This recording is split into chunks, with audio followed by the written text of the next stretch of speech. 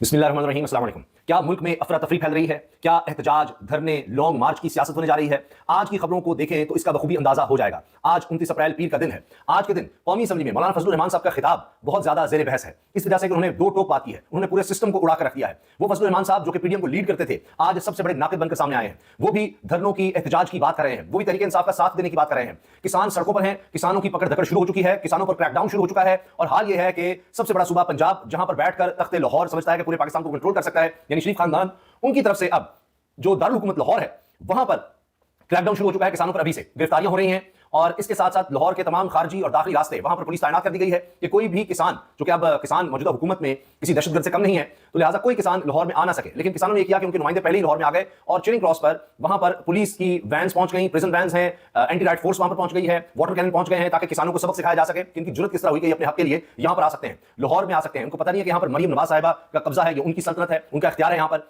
और उनकी जरूरत कैसे हुई। इसलिए लाहौर में मौजूद क़यादत का कहना यह है कि हमारे घरों पर छापे मारे गए हैं, गिरफ्तारी भी की गई है, जबकि अज़मा बुखारी साहब इसको डिनाई करती हैं, कहती हैं कि ऐसा कुछ नहीं है, बल्कि वो कहती हैं कि एक सियासी जमात इसका फायदा उठाने की कोशिश कर रही है। यानी यहाँ कोई भी एहतजाज करेगा, वो चाहे डॉक्टर्स होंगे, वो नाबीना अफराद होंगे, कोई भी होगा, वकील होंगे, हत्ता कि पुलिस होगी, तो वो जनाब सब किसी सियासी जमात से ताल्लुक रखेंगे, क्योंकि इस वक्त सिर्फ और सिर्फ तहरीक इंसाफ नहीं ज़ेर ताब, बल्कि पूरी कौम इस वक्त ज़ेर ताब है। और जो भी शख्स अपने हुकूक के लिए खड़ा होगा, उसके साथ वही सलूक होगा जो तहरीक इंसाफ के साथ किया जाता है। अब हाल ये हुआ है कि ये मनाज़िर भी सामने आ रहे हैं कि स्टूडेंट्स को, नौजवान जो यहाँ पर तालीम हासिल कर रहे हैं लाहौर में, वो अगर इज़हार यकजहती के लिए खड़े हुए हैं, किसानों के साथ आए हैं कि भाई किसानों का इस्तेसाल हो रहा है, उनको उनका अनाज जो कई महीने लगाकर वो उगाते हैं उसकी सही कीमत नहीं मिल रही, वो तबाह हो रहा है, बारिशों में तबाह हो रहा है, उनकी सारी जो मेहनत है वो खराब हो रही है और वो कर्जों में डूब जाएंगे। तो वो आए हैं तो उनके साथ खड़ा होना जो उनका एक आईनी हक है। पुलिस डीएसपी उनको कह रहा है कि यहाँ खड़े मत हो वरना तुम्हें भी गिरफ्तार कर लेंगे।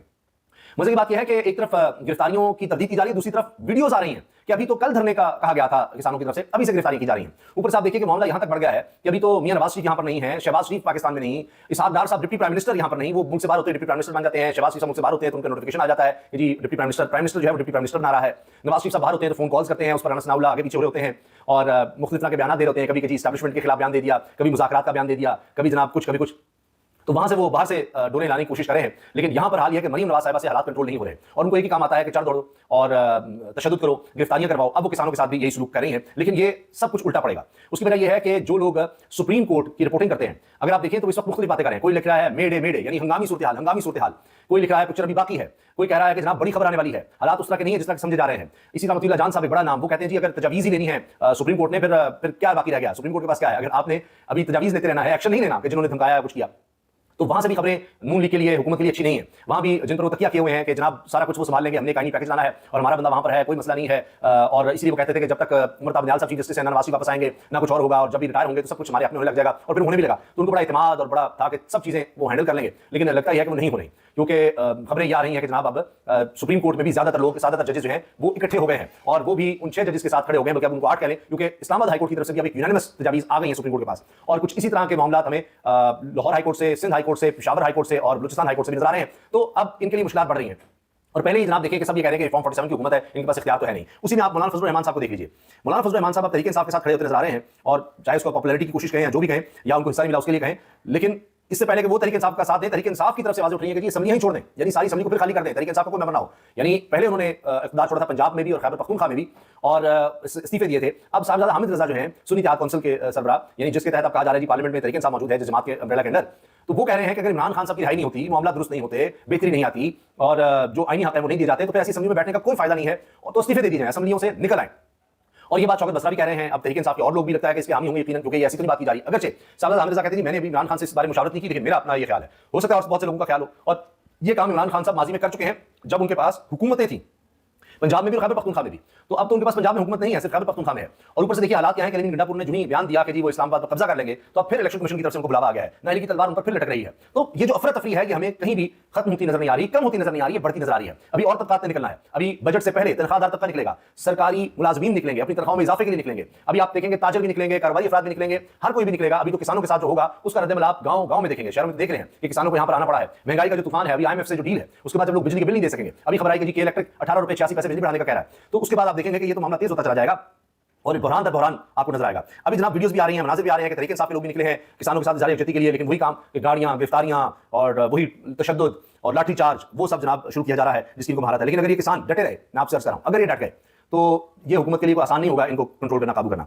अच्छा, आप ये देखिए ना कि फजलुर रहमान साहब के बयान अगर आप देखें तो उससे आपको अंदाजा हो जाएगा कि हालात किस कदर अफरा तफरी की तरफ जा रहे हैं। एक तो जनाब सियासी आदमी से बात करनी होती है, खुदा करे ये खबर गलत हो। हमारी मालूमात के मुताबिक इस बार बाकायदा असम्बलियां बेची गई हैं। हारने वाले परेशान और जीतने वाले मुतमईन नहीं। जिनको हमारे हुक्म पर चलना चाहिए वो आज हमारे आका हैं। मौलाना फजल रहमान ने इज़हार ख्याल किया जी असम्बली में। पीटीआई से मुज़ाकरात शुरू नहीं हुए, लेकिन हमें इनकार भी नहीं है। ये भी फजल रहमान साहब का बयान है। जिन्हें इस पार्लियामान को हुक्म मानना चाहिए था वो हमारे आका हैं, फैसले कोई और करता है। कालक हमारे मुंह पर मली जाती है, अवाम हमें गालियां दे। ये कौन सी सियासत है? सब मिलकर सोचें जमहूरियत किधर है। जलसा करना पीटीआई का आईनी हक है, पीटीआई को जलसा करने का हक देने की हिमायत करता हूं, फजल रहमान। अच्छा, इसके अलावा जनाब फजल रहमान साहब की दीगर स्टेटमेंट्स। हिंदुस्तान और पाकिस्तान एक ही वक्त आजाद हुए, आज वो सुपर ताकत बनने जा रहे हैं। क्या ये पार्लियामान अवाम की नुमाइंदा पार्लियामेंट है या एस्टैब्लिशमेंट की तरतीब दी गई पार्लियामेंट? और बार बार जनाब सरकारी टीवी पर मौलाना फजल रहमान साहब को जो खिताब है उस पर बीप लगती रही, वो उनकी आवाज बंद होती रही। ये पीडीएम के सरबराह का हाल है जी। पीडीएम के सरबराह के साथ ही हो रहा है, बाकी तो आप सोच लें कि बाकियों की क्या सूरत हाल होगी। अच्छा जी, इसके साथ मैं देख रहा हूं कि वही जजेस वाले मामले पर जनाब नया सरप्राइज आने वाला है। ये भी खबर दे रहे हैं हुसैन अहमद चौधरी, ये बड़े जबरदस्त कोर्ट रिपोर्टर हैं और ये कह रहे हैं जी अभी और बहुत कुछ होने वाला है और सरप्राइजेस आने वाले हैं।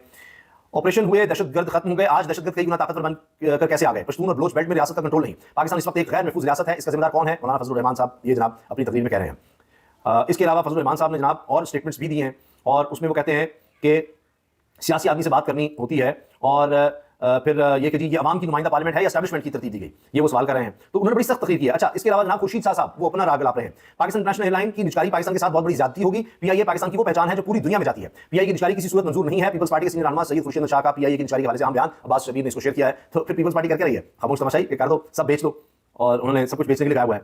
अच्छा जी, पंजाब असेंबली के बाहर कैदी वाले ट्रक हैं और पंजाब हुकूमत फैसला कर चुकी है कि किसानों को सबक सिखाना है और इसके लिए जनाब वो अब बिल्कुल तैयार है। पुलिस इसीलिए रखी हुई है कि अब जो भी निकलेगा, जो भी कोई एहतजाज करेगा, उसको सबक सिखाना है, उसको नहीं छोड़ना। ये इस वक्त जनाब ताज़ा तरीन सूरत हाल है। अब क्या तहरीक इंसाफ इस तरफ जा सकती है? पहले भी उन्होंने असम्बलियों से इस्तीफे दिए थे, ये नहीं कि वो पहली दफा इस तरह करेंगे, मगर ये सोच ही इंस्टेबिलिटी की तरफ लेकर जाएगी मजीद। उसके बाद हमने देखा था लॉन्ग मार्चेस हुए थे और फिर हालात किस कदर खराब हो गए और समझ नहीं, पिछले 2 साल से नहीं समझ रहे। तो क्या तहरीक इंसाफ इतना बड़ा रिस्क लेगी या अभी भी वो समझते हैं कि जी पार्लियामेंट में रहकर कुछ स्ट्रगल की जा सकती है? लेकिन पार्लियामेंट बेवकूफ़ नजर आ रही है। मौलाना फजल रहमान साहब कहते हैं पार्लियामेंट के पास कोई इख्तियार ही नहीं है, यहाँ तो सियासतदान से बदनाम होने आते हैं। तो क्या फिर तहरीक इंसाफ कंटिन्यू करेगी या पहले जिस तरह से असेंबली से इस्तीफे दिए थे वो काम करेंगे? क्योंकि फैसल वाडा साहब ने कह दिया शौक से पूरा कर लें, तो पहले आपने देख लिया था क्या हाल हुआ था, तो फिर दोबारा आप शौक पूरा कर लें नहीं। उसके बाद असेंबली से निकलकर पहले जिस तरह इनके खिलाफ गिरफ्तारियां पकड़ दकड़ ये हुई तो मजीद किया जाएगा।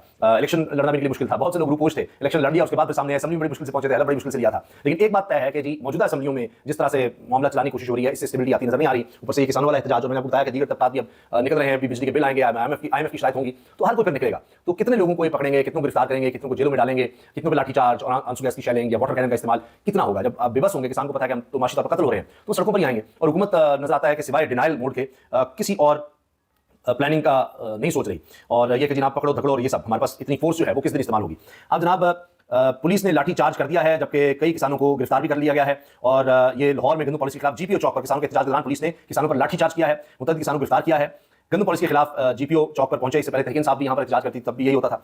और पुलिस ने उमैर मसूद और दीगर किसान कारकुनों को गिरफ्तार कर लिया है। पंजाब हुकूमत की जानिब से गंदम की खरीदारी शुरू करने के खिलाफ किसान एहतियाती एहतजाज की कॉल पर मुख्तलिफ शहरों से किसानों की लाहौर आमद का सिलसिला जारी रहा और एहतजाज के पेश नज़र पुलिस की जानिब से कैदियों की वैन और वाटर कैन पंजाब असेंबली के बाहर पहुंचाई गई। एहतजाज को रोकने के लिए शहर के तमाम दाखिली रास्तों और पुलिस की नफरी तैनात की गई, जबकि शाहदरा, सगियां, ठोकर न्याज़बेग, शेरा कोर्ट्स में तमाम दाखिली रास्तों पर पुलिस तैनात रही।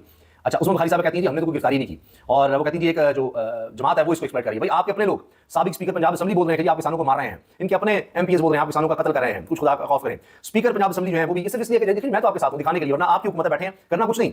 माशी किसान खत्म हो रहा है, उसके हाथ में कुछ नहीं जा रहा, उसकी गंदम पड़ी है, खराब हो रही है, खरीद नहीं रहे, ले नहीं रहे, तो कह रहे हैं कि जी इस पर कुछ ना कुछ तो करना चाहिए। किसान इत्तेहाद वाले कहते हैं कि जी हमारे तो पहले कई लोग गिरफ्तार हो चुके हैं, घरों पर छापे मारे गए हैं और जुल्म और बर्बरियत इतनी ज्यादा हमारे साथ की जा रही है। दूसरा जनाब हाई कोर्ट में भी दरखास्त चली गई है, तो ये इस वक्त सूरत हाल है। बाकी हुकूमत जो है वो क्रैकडाउन में मसरूफ है, वो इनको हुकूक देने की तरफ नहीं सोच रही। उन्होंने कंटेनर लगा दिए, रास्ते बंद कर दिए, तो हुकूमत तो खुद अफरा तफरी बढ़ाती है। पहले लोगों को जायज़ हुकूक नहीं देती, प्लानिंग ठीक नहीं करती, उसके बाद जब अपने हुकूक लेने लोग आते हैं तो उसके बाद जनाब ये तोड़फोड़ शुरू कर दी जाती है। अब मरीम साहबा पहले ही कोई उनकी कारकर्दगी नहीं है, टिकटॉक के अलावा कोई और मशहूरी नजर नहीं आती, तो अब इसके बाद ये जो बहरान अब ये गंदम का पैदा हो रहा है किसानों की तरफ से, इस बारे में कहा जा रहा है अगले साल फिर आपको गंदम नहीं मिलेगी, लोग गंदम उगाएंगे नहीं, तो ये भी इन्हीं के सर सेरा जाएगा कि एक और बदतरीन कारकर्दगी पाकिस्तान की तारीख में वो मरीम नवाज साहिबा के हिस्से में आएगी।